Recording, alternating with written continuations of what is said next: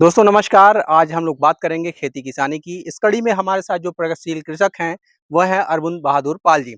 अरविंद बहादुर पाल जी की अगर हम बात करें तो प्रगतिशील कृषक के होने के साथ-साथ इन्होंने इंटीग्रेटेड फार्मिंग पे जो अपना हाथ आज़माया है, बस्ती जनपद की अगर हम बात करें तो शायद ही कोई ऐसा कृषक होगा जो इतनी बेहतरीन इंटीग्रेटेड फार्मिंग कर पा रहा है। हम लोग शामिल करेंगे अरविंद बहादुर पाल जी को अपने एपिसोड में और समझेंगे क्या-क्या चीज़ें वो यहाँ पे कर पा रहे हैं। तो सर स्वागत है हमारे चैनल पे आपका।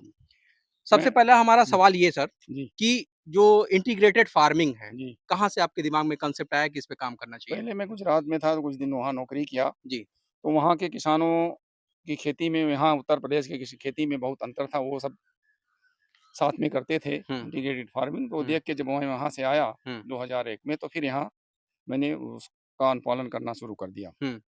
तो मैं मछली पालन, पशुपालन, मुर्गी पालन, सब्ज़ी सब करता हूँ।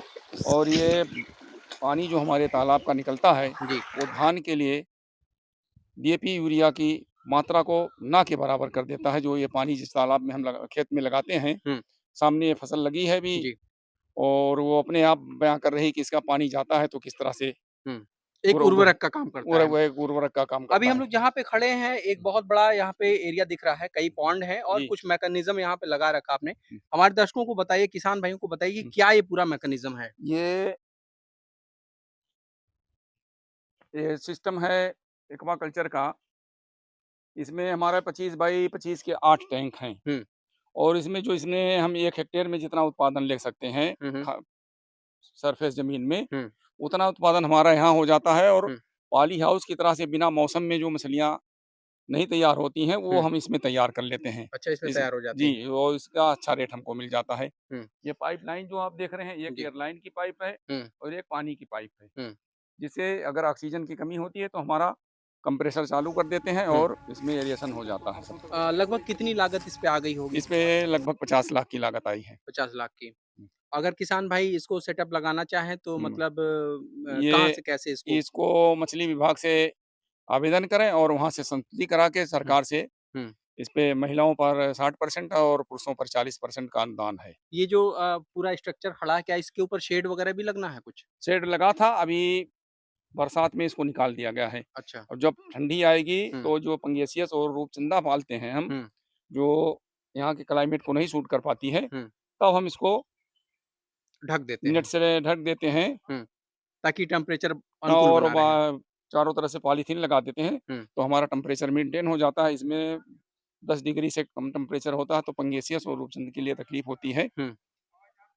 और वो मेंटेन रहता है, तो हमारा ग्रोथ। तो अभी अगर हम बात करें तो कौन-कौन सी मछलियाँ आपके अभी पास हैं? हमारे पास रोहू, सिल्वर, ग्रास, कामन, नैन, हुँ, कतला, पंगेसियस और रूपचंदा, जी। इन बच्चे तैयार चल रहे हैं। हुँ, और एक शिफ्ट हमारी निकल गई हुँ, ये जून और जुलाई में, जी।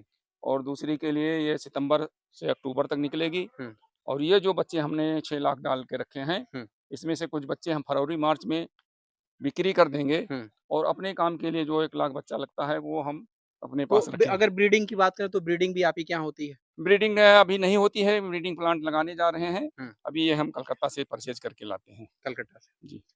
एक चीज़ और आप हमको समझाइए कि हुँ। अगर हम बात करें मार्केट की, तो मार्केट वगैरह में कोई दिक्कत नहीं होती है? मार्केटिंग में इसकी कोई दिक्कत नहीं है। हुँ, जिस दिन हमको बेचना होता है, व्यापारी हैं, हुँ, वो उनको फ़ोन किया, वो अपना 4-5 पिकअप, 6 पिकअप, जिस तरह से हमारा हुँ, जिस तालाब में जितनी मछली होती है, हुँ, 50 कुंटल, 60 कुंटल, तो हुँ, वो अपना लेके आते हैं, और हमारा आदमी जाल डाल के हुँ। वज़न करके दे देते हैं, वो अपना मार्केट लेके कौन चले से जाते मछली की सबसे ज़्यादा डिमांड है आपके वहाँ? हैं। यहाँ रोहू की सबसे ज़्यादा डिमांड है, और पंगेसियस और रूपचंदा, ये सब सारी मछलियों की डिमांड है। यहाँ मछली की बिक्री में हुँ, धान, गेहूँ की तरह ये नहीं है कि नहीं बिकेगी। हुँ, अभी सावन महीना चल रहा है, तो रेट टूटा हुआ है, हुँ। क्योंकि खाने वाले कम हो गए जी, हैं, जी। तो इसलिए हमने सावन के लिए मछली नहीं रखी है। हुँ, अब हम जुलाई में बेच दिए सावन लगने से पहले, हुँ, और फिर सितंबर-अक्टूबर में निकालेंगे, जो हुँ। फिर बिक्री।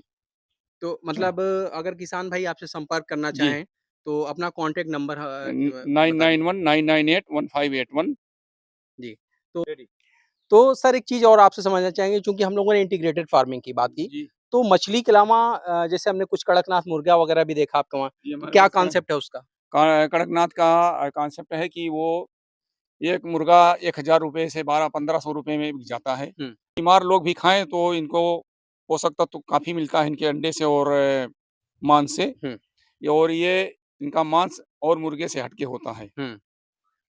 कड़कनाथ फलों का। की बात करें अगर तो फ फल के भी कई पौधे आपके पास हमने फल देखे हैं। हमारे पास 2-3 प्रजातियाँ ऐसी हैं जो विलुप्त हो चुकी हैं हुँ, और हमारे पास पेड़ार का पौधा है हुँ, और फरफरेड़ी का पौधा है हुँ, और अनाज में है बादशाह पसंद, कनकजीर, हुँ, काला नमक हुँ, और बादशाह पसंद और कनकजीर तो ये सब विलुप्त हो चुकी हैं। इसको संरक्षित करके मैं 40-45 सालों से रखा हूँ, 50 साल से लगभग। हुँ।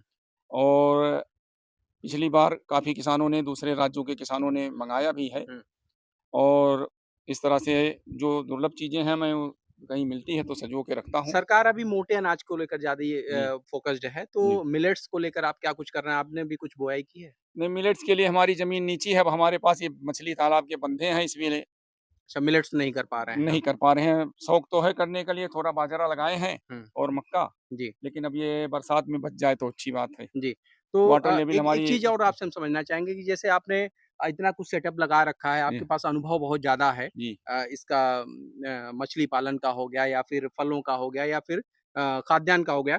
तो अगर कोई किसान भाई आपसे कुछ समझना चाहें, सीखना चाहें, हुँ, ट्रेनिंग वगैरह कुछ लेना चाहें, जी। तो क्या कुछ आप इस दिशा में भी काम करते हैं या फिर मतलब बिल्कुल करेंगे, उसको अब फ़ोन कई राज्यों से हमारे पास आते हैं, तो जितना सुझाव हमारे पास जानकारी है, उतना हम उनको साझा करते हैं। जी। तो एक हुँ, बार हमारे दर्शकों को आप थोड़ा-सा अपना मोबाइल नंबर बता दें मेरा नाम अरविंद बहादुर पाल 9919981581। और प्रॉपर जहाँ हम लोग जिस गाँव में खड़े हैं, इसका क्या एड्रेस है? इसका नाम है ग्राम बरडीहा, पोस्ट अमारेडीहा, जनपद बस्ती, जी। ब्लॉक रामनगर, तहसील भानपुर। बस्ती मुख्यालय से लगभग कितने उनता किलोमीटर दूर? 41 किलोमीटर बस चौराहा हमारा 39 किलोमीटर पर है और 1.5 किलोमीटर हमारा नीचे है। ठीक है सर। बीच रोड से जो है तो जुड़े हुए हैं। हमारे साथ अरविंद बहादुर पाल जी थे और इन्होंने जो इंटीग्रेटेड फार्मिंग का फ़ॉर्मूला यहाँ पे अपनाया है, काफ़ी कारगर है और किसानों को ट्रेडिशनल खेती के इतर जो है अगर वो इंटीग्रेटेड फार्मिंग पे आते हैं तो ज़ाहिर तौर पे यहाँ पे मुनाफ़े की भी बात हो सकती है और जो दिनहीन व्यवस्था की बात हो जाती है किसानों के साथ, तो ऐसा भी कुछ नहीं होने वाला है। आप इंटीग्रेटेड फार्मिंग सीखना चाहते हैं तो आप अरविंद बहादुर पाल जी से संपर्क कर सकते हैं। उनका मोबाइल नंबर जो है वीडियो में बताया है आपने।